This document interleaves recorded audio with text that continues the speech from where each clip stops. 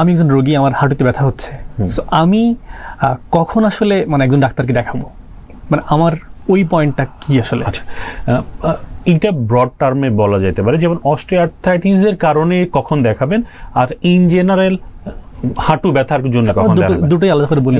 দুটো আলাদা করে। যেমন হাঁটুর ব্যথার কিছু ইমার্জেন্সি কজ আছে, যেমন কোনো কারণে যদি হাঁটুর ভিতরে ইনফেকশন হয়ে যায়, আমরা এটাকে সেপটিক আর্থ্রাইটিস বলি, এইটা ইমিডিয়েটলি ডাক্তারকে দেখাইতে হবে। এটা রোগী বুঝবেন কেমন? লাল হয়ে যাবে বা প্রচন্ড ব্যথা হবে, প্রচন্ড ব্যথা হবে, কোনোভাবেই এই ব্যথা নিরাময় হতে থাকবে না, হাঁটুটা অনেক বেশি ফুলে যাবে, অনেক বেশি লাল হয়ে যাবে হাঁটুর উপরের অংশ, এবং তার সাথে সাথে জ্বরও থাকতে পারে। এটা হলে বুঝতে হবে যে তার হাঁটুতে কোনো ইনফেকশনের জনিত কোনো কারণ আছে। আমরা একটু আগেই যেটা বললাম যে অস্টিওআর্থ্রাইটিসে কিন্তু আসলে এত সিভিয়ার ব্যথা হয় না, অনেক প্রচন্ড ব্যথা হয় না, রোগী রেস্ট নিলে ব্যথা থাকে না, তার হাঁটা চলার সময় অথবা বসার সময় সিঁড়িতে ওঠা নামার সময় পেইন ফিল করে। বাট সেপটিক আর্থ্রাইটিস হলে সেরকম না। এছাড়াও গাউট কন্টিনিউয়াস এবং সিভিয়ার পেইন, ইন্ট্রাক্টেবল পেইন, হয়তোবা ব্যথার ওষুধ খেলেও তার ব্যথাটা কমতেছে না, এরকম হলে আমরা আসি।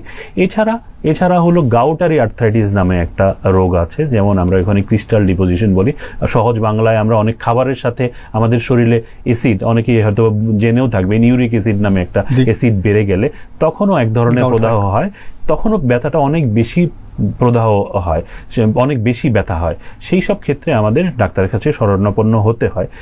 অস্টিওআর্থ্রাইটিসের ক্ষেত্রেও কিছু ক্ষেত্রে ডাক্তারের কাছে যেতে হয়। প্রাইমারি স্টেজে হয়তোবা যেতে হয় না, কিন্তু যখন অস্টিওআর্থ্রাইটিসটা অনেক বেশি অ্যাডভান্স হয়ে যায়, ওষুধে নর্মাল ওষুধগুলোতে কাজ হচ্ছে না, অথবা আমরা যে স্বাভাবিক ব্যায়াম বলি, আমাদের অ্যাক্টিভিটিসের মডিফিকেশন বলি, এগুলো করেও যখন ব্যথা কমতেছে না, তখন আমরা পরামর্শের জন্য অবশ্যই চিকিৎসার শরণাপন্ন হতে হবে।